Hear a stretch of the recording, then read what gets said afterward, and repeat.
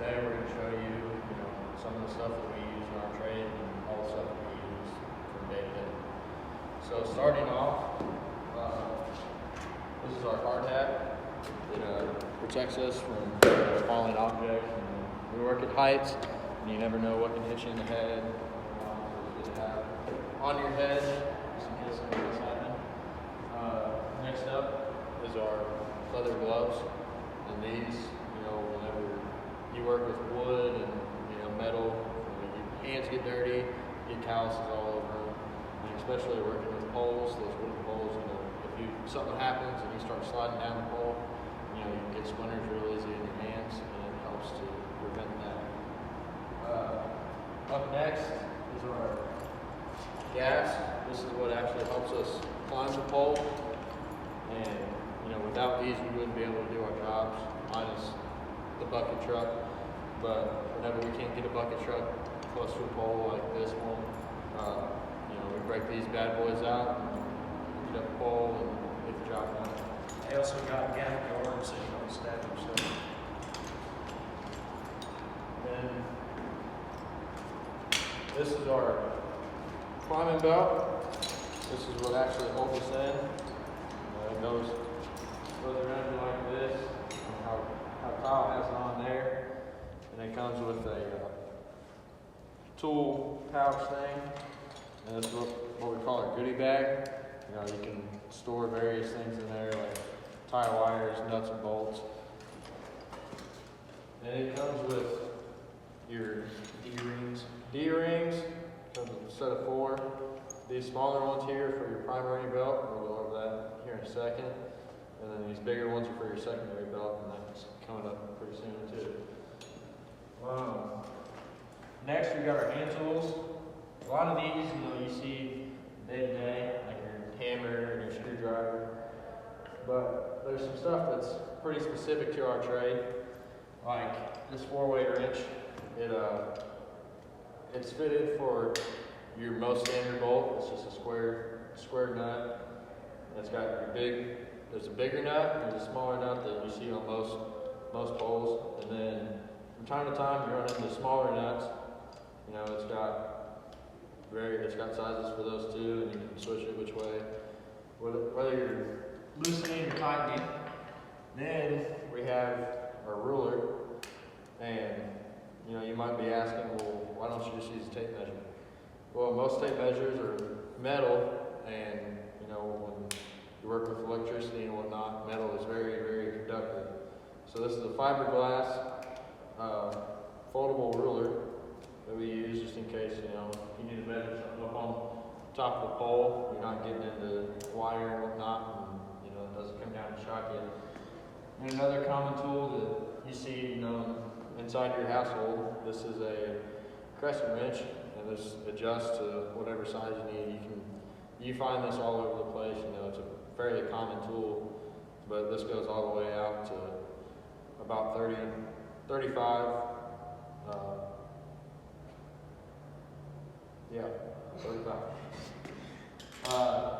Then I personally carry a 4-way wrench for just smaller bolts, because you never know what you're going to run into whenever you're out in the field, so it's always best to be prepared. This comes with a 1/2 inch, 3/4 inch, 5/8 inch, and 9/16. It's super handy. I love it. I carry it myself, and I'm sure Kyle likes it. It makes it a lot easier loosening and tightening the bolts on the transformers that use your other tools. Absolutely. A lot faster. Then this tool here is every lineman's best friend. This is a Klein 9-inch.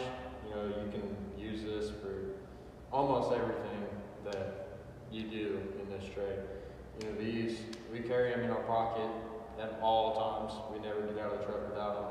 You can cut wire with it, you can strip wire with it, you can basically do almost everything with this tool. It's specified almost exactly for a lineman.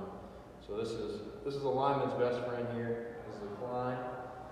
And then lastly, for the hand tools, is our skinning knife. This is specifically made for skinning wire, whenever you're getting ready to wire up a transformer or something like that. Well, you can use this, or, a lot of linemen just carry That's not too rare to see. And so yeah, that's it for the hand tools.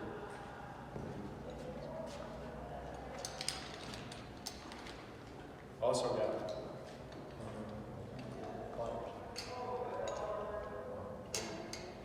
And these here are your pliers. You know, you use these a lot of times whenever you're wrecking a pole out. You know, all these poles, you know, they've been sitting there for years and years, a lot longer than a lot of us have been alive.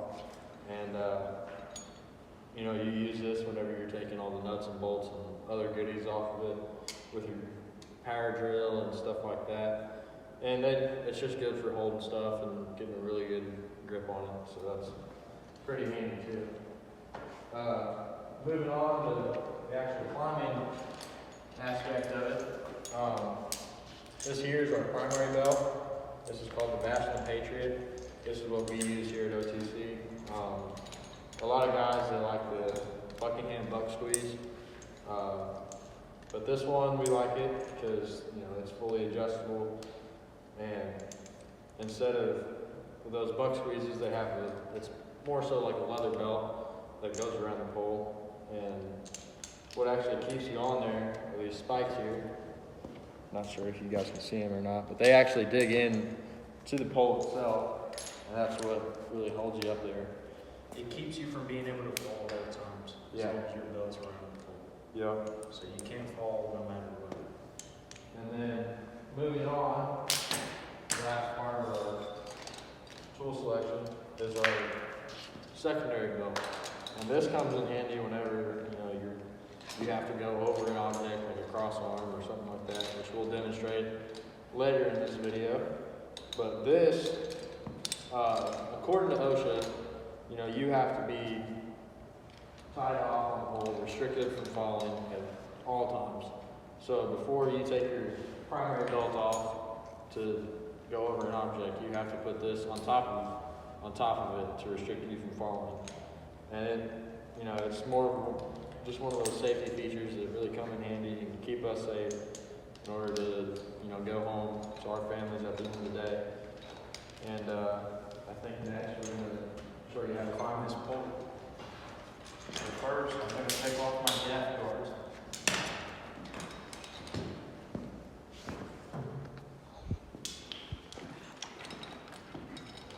Then I'm going to take my primary belt, put it around the pole. You're going to want to snug it up. Then you're going to want to sink your gaff into the pole so you don't cut out. And you don't want to stand straight up. You want to be kind of at an angle, because if you're straight up and down, you'll just cut out. Step at a time, hold your belt up, and each foot up. And same thing for coming down.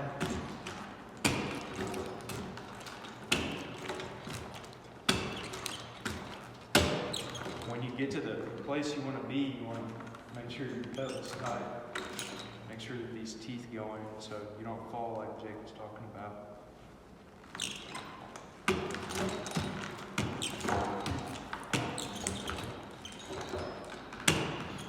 Turn to the right, and drop your right foot.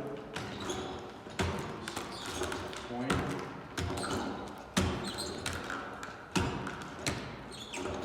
Down to the left.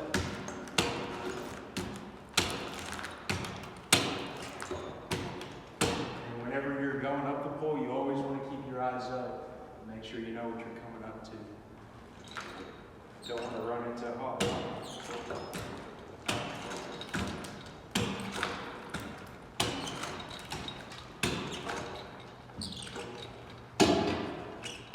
Next, I'm going to show you how to climb up a pole, over an object, and then back down to the ground.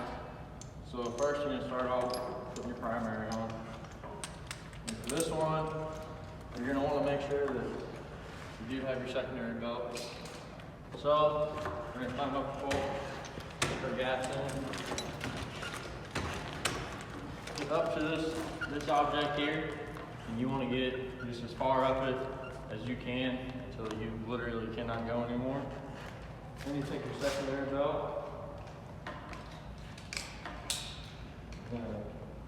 I like to loosen it all the way just so I know that I'm going to have enough rope out to get around what I need to get around.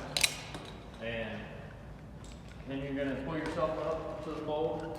You're going to hand yourself your secondary rope. You don't want to throw it around, so then you're not hitting any wires or anything like that. Get you in trouble. Then you take your hook and hook it right back into your D-ring. Then you're going to tighten it back up, just like that. I like to tighten it until it's taking the weight off of your primary here, and you can tell that because it's pretty tight. Then you're going to take your primary, loosen it up, and buckle it. And once again, we're handing ourselves our primary again. And I like to throw it over my shoulders like this, so I know where it's at, and I know it's under control. Then you're going to grab on your object here, walk up the pole, and as you walk up, pull yourself and tighten, just so it just gets you that much tighter to the pole, and you know that you're safe. For me, it's just a thing, it's a conscience thing. So once you get up above your object, and you're still tightening and pulling yourself to the pole, once you get to the point to where you think you can use your primary around it, take our primary up through our secondary. We're not going over the outside or anything like that. Hand ourselves our primary belt again. Come back with your thing. Get it tightened up and whatnot. And then, just as we did with our secondary, we're going to tighten until this gets loose and this belt is tight. And then take our weight off and loosen. And you can just pull that. Then how you put your primary on, you just do it in reverse order. Hand it to yourself, don't throw it. Hook it back in your D-ring so it's safe and secure. And up the pole we go. And come back down. It's basically the same thing. Instead of getting your primary belt all against this, I like to leave just a little bit of space in there so I can get my secondary in, so your secondary can rest on this object, so you know that you're not going to go anywhere. Hand yourself around the pole, come into your D-ring, and tighten up, just like that, until the weight is off your primary. Once again, take your weight off, unhook, hand yourself with it, and as we did whenever we were coming up, I said hand it up. We're going to do the exact same thing here, except we're handing it through. Then you come around to the bottom here, hook it back in, and once again, just tighten it up. Then this, we just walk down, open this up, and then you reach around here and get your red belt, get it tightened up, take your weight off your secondary, and you can just basically pull it. Sometimes it can be a little bit stubborn, but once you get it, it just comes off. And like we've done always before, we're just handing it to ourselves, not throwing it. Hook it back in so it's safe. And come down the pole. This object that Jake just climbed over, this is called a cross arm. You can hang cutouts, your insulators, and go on here. Alright, we're gonna splice these two wires together using this one bolt right here. First, you're gonna take this first wire, slide it in there. Then you're gonna take this other wire, slide it in. You want to make sure that it's making a good connection on here. You don't want that connection bad. And you're going to tighten this bolt up. Make your wrench. And you want crank it down nice and snug.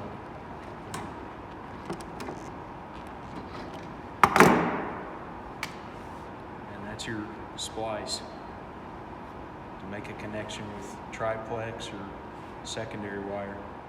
So in conclusion, in this video, we talked about just a few things that we do as linemen at the OTC EDS program. We went over our hand tools, our hard hat, safety glasses, our gaffs, climbing gear, climbing belt, and that's just a small part of what us as linemen carry, from day to day, from pole to pole, job to job, whatever it is.